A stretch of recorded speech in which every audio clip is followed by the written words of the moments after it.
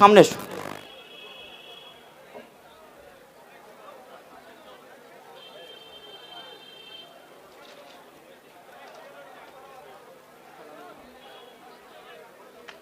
সকলে একটু করতালি দিয়ে অভিনন্দন জানাবেন, কারণ তানার দুটো সন্তান, বড় সন্তানকে তিনি আমাদের হাতে তুলে দিয়েছিলেন। ভাইজানের প্রতি ভরসা রেখে তিনি কিন্তু আর ফিরে আসতে পারেননি। তারপরে তিনি নিরাশ হয়নি, সদা সর্বদাই ভাইজানের কথা তিনি বলেন, আমাদের কথা বলেন। তাই আমরা আমরা ভুলে যাইনি সেই ভোটদানের পর্ব, সেই নমিনেশন পর্ব। আমরা একাধিক আমাদের ভাইকে হারিয়েছি। এই শানপুকুর অঞ্চলের এক ভাইকে আমরা হারিয়েছি। তার পিতা উপস্থিত ছিল, আপনারা দেখেছেন, তার মাতাও আছে এখানে, তার পরিবারের লোকজনও আছে। তাদের আত্মত্যাগ, আত্মবলিদানকে কোনোদিন ভুলে যেতে পারি না। দুষ্কৃতীদের ছোড়াগুলিতে আমাদের ভাইয়ের প্রাণ গিয়েছে।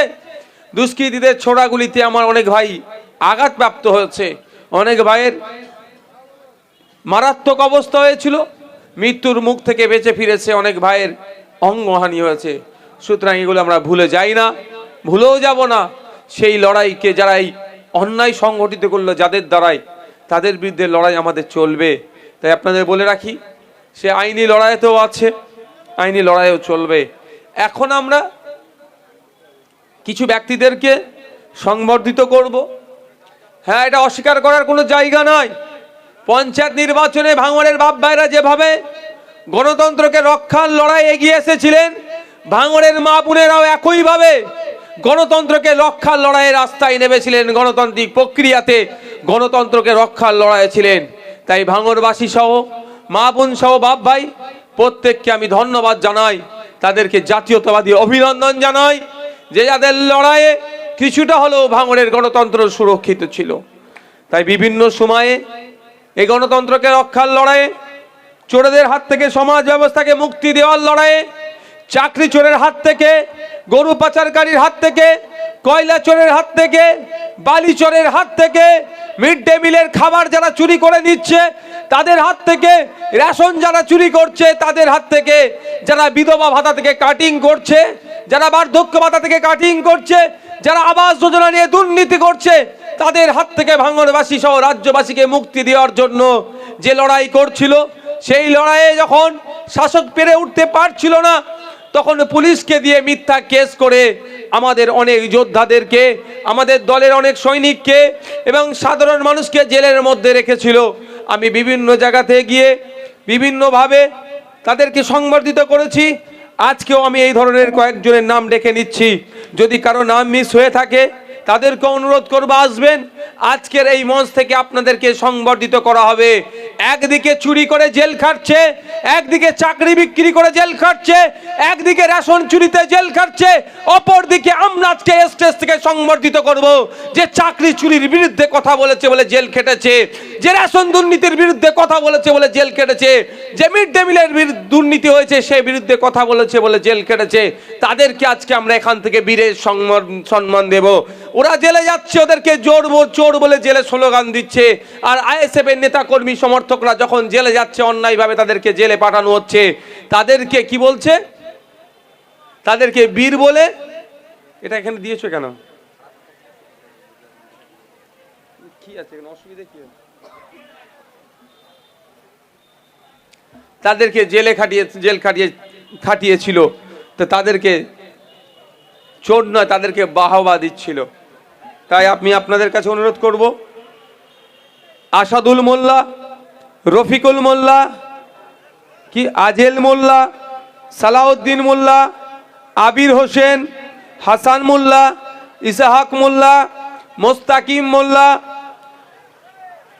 সত্তার আলী, আব্বাস উদ্দিন, রফিকুল ইসলাম, আসাদুল মোল্লা, রেজাউল মোল্লা, আরিফ আলী, বাবুর আলী মোল্লা, যারা আছেন তারা আসবেন লাইন দিয়ে একটু ওই লাইনটা ধরে আসবেন। এখান থেকে এক এক করে স্টেজে উঠবেন, আমরা তাকে সংবর্ধিত করব। হ্যাঁ, আমাদের মধ্যে এসে উপস্থিত হয়েছেন কলকাতা হাইকোর্টের স্বনামধন্য অ্যাডভোকেট তথা রাজ্যসভার সদস্য, সম্মানীয় শ্রদ্ধেয় আমার ভালোবাসার একজন মানুষ, কমরেড বিকাশ রঞ্জন ভট্টাচার্য মহাশয়। তাকে স্টেজে আনার জন্য আমি অনুরোধ করছি।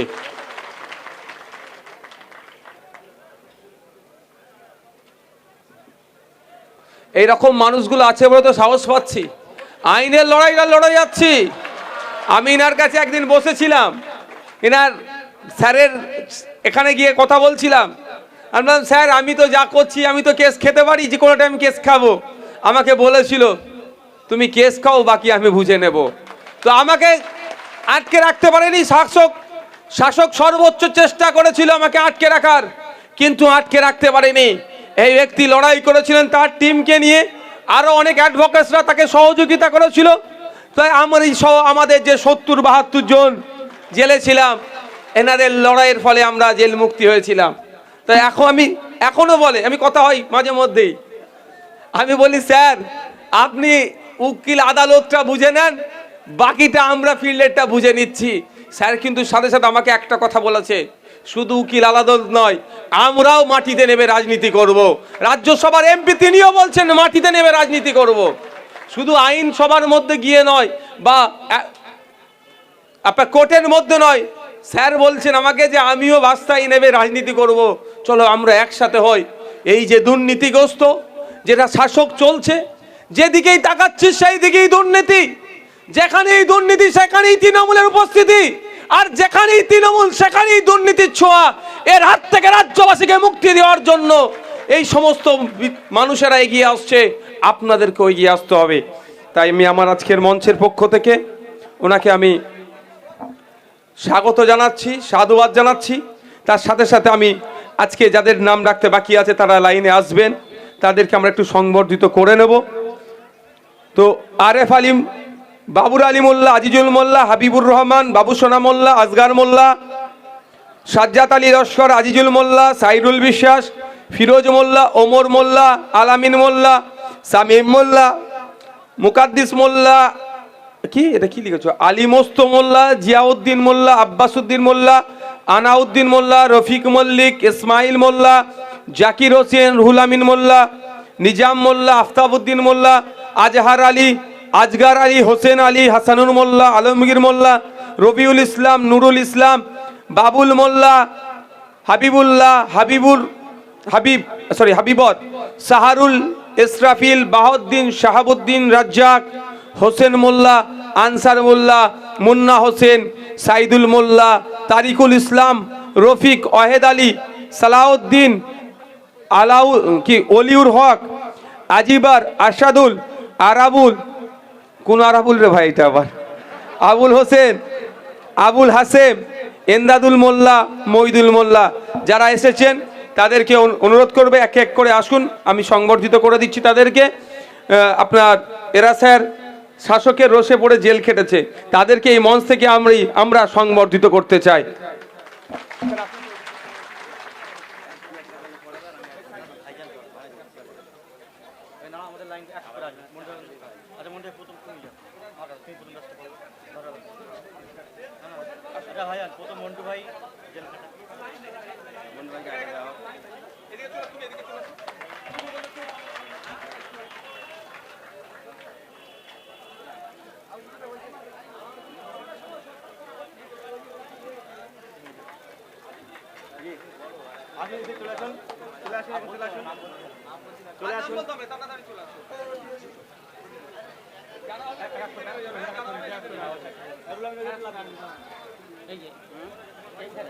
এখানে আমি ব্যাচ দিচ্ছি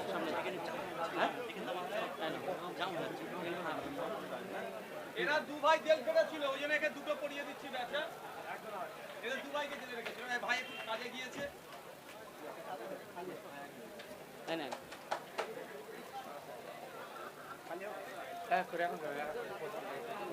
ব্যাচটা দাও না, বেশ সিট পিনটা রেডি করে দাও, সিট পিনটা রেডি করে দাও।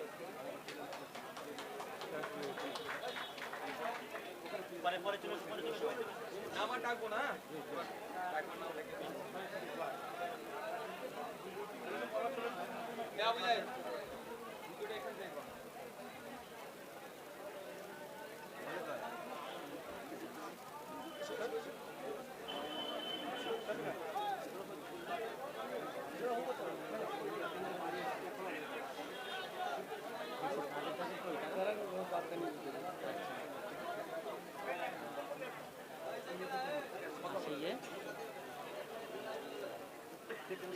সেই ইয়ে মক্কেল কোন ছিল তো মক্কেল মোল্লা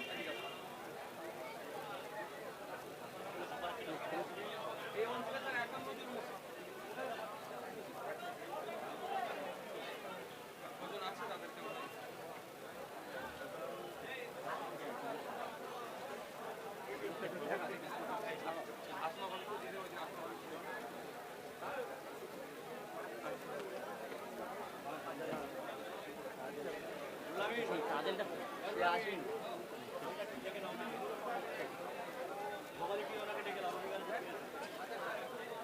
রবিবারে যে ফিরেছে রবিবারে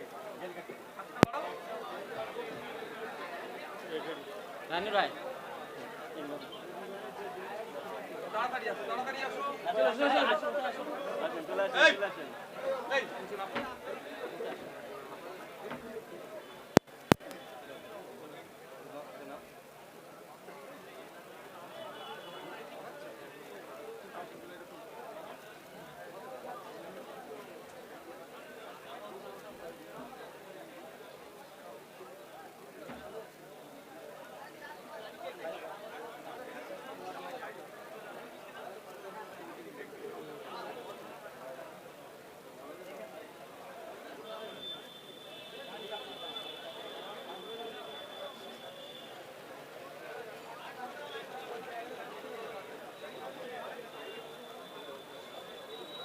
আসুন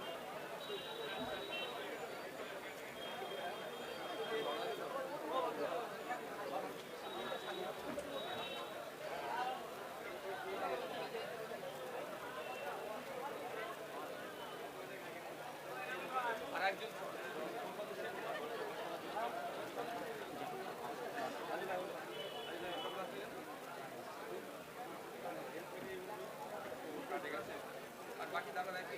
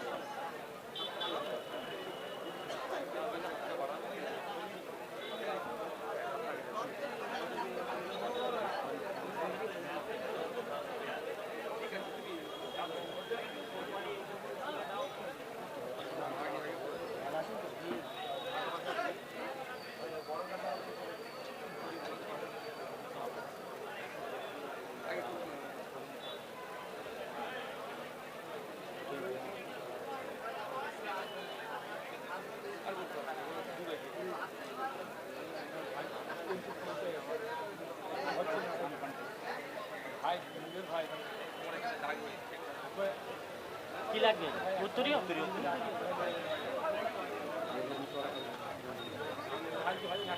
তাই না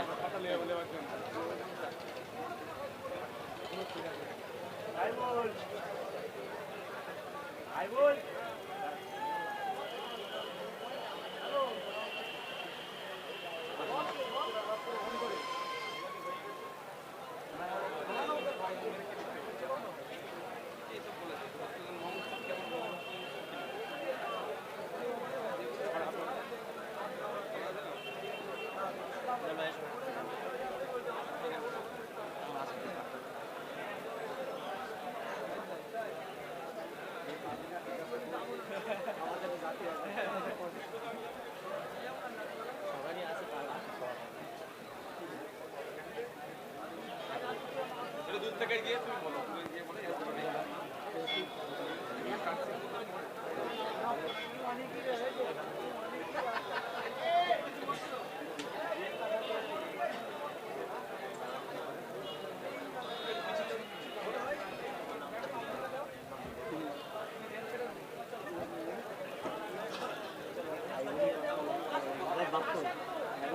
রানু আমাদের ক্ষমতা বেশি আমাদের নিজে লোকসভায় তো হবে না সে তো আমার মুসলিম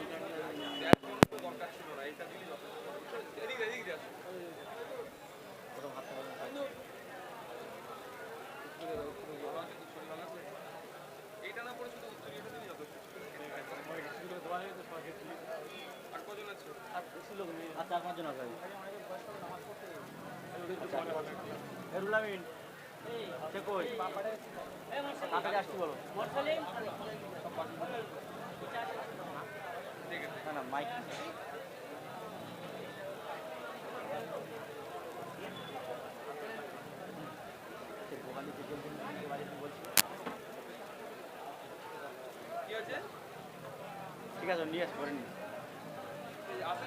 এসছে এসছে ও আগে নিয়ে নিয়ে থাক আরে দুজন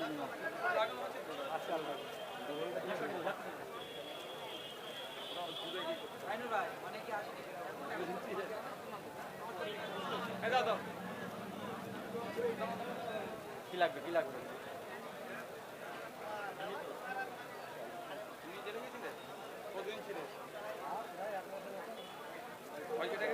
এখন আমার অনেকদিন নেই আচ্ছা এবার আসমা ভাবি ওদিকে ছিল না আমাদের সাথে লিখেছিলাম